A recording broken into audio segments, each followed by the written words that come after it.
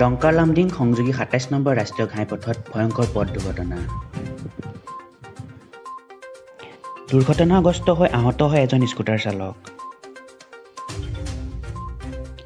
আহত যুৱকজনক অচিনাক্ত ব্যক্তিয়ে ৰাস্তাত পৰি থকা অৱস্থাত হস্পিটেললৈ লৈ আহে, কিন্তু কিছু সময়ৰ পাছতে যুৱকজনৰ মৃত্যু ঘটে।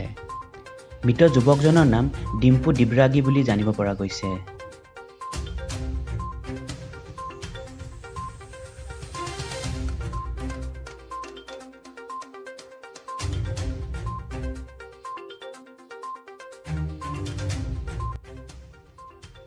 TPMত কিছু আননন মানুহে এটা আননন মানুহক আনিছে history of road traffic accident নিয়াৰ এছ টাৰ্ণিং। তেখেতে যেতিয়া আহিছে ইয়াতে হস্পিটেলত, তেখেতৰ কণ্ডিশ্যনটো অকণমান বেয়া আছিলে।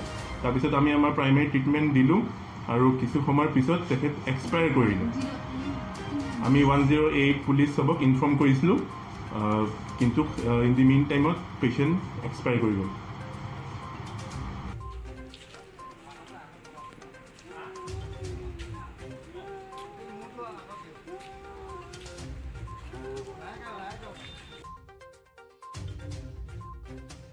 আমি খবৰ পালোঁ যে NH-27 এছ টাৰ্ণিঙৰ ওচৰত এখন মটৰচাইকেল এখন এক্সিডেণ্ট হৈছে বুলি।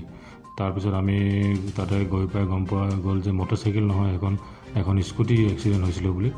আৰু স্কুটি যোনজন আৰোহী তেওঁক কোনোবা জনক ব্যক্তিয়ে ৰাস্তাৰ পৰা উঠাই আনি লামডিং চিভিল হস্পিটেলত যদিও ভৰ্তি কৰিছিলে, কিছু সময় পাৰ হোৱাৰ পিছত তেওঁ তাতে মৃত্যু হয় বুলি গম পোৱা যায়। ল'ৰাজনৰ নাম ল'ৰাজনৰ নাম প্ৰথম অৱস্থা আমি পোৱা নাছিলোঁ, কিন্তু এতিয়া আমি আমাৰ সূত্ৰৰ মতে গম পোৱা গৈছে যে তেওঁৰ নাম ডিম্পু দিব্ৰাগী আৰু তেওঁ লং মাইলৰ বাসিন্দা হয় বুলি আমি গম পোৱা গৈছে। লামডিঙৰ পৰা অভিষেক চৰকাৰৰ প্ৰতিবেদন NDA 24/7।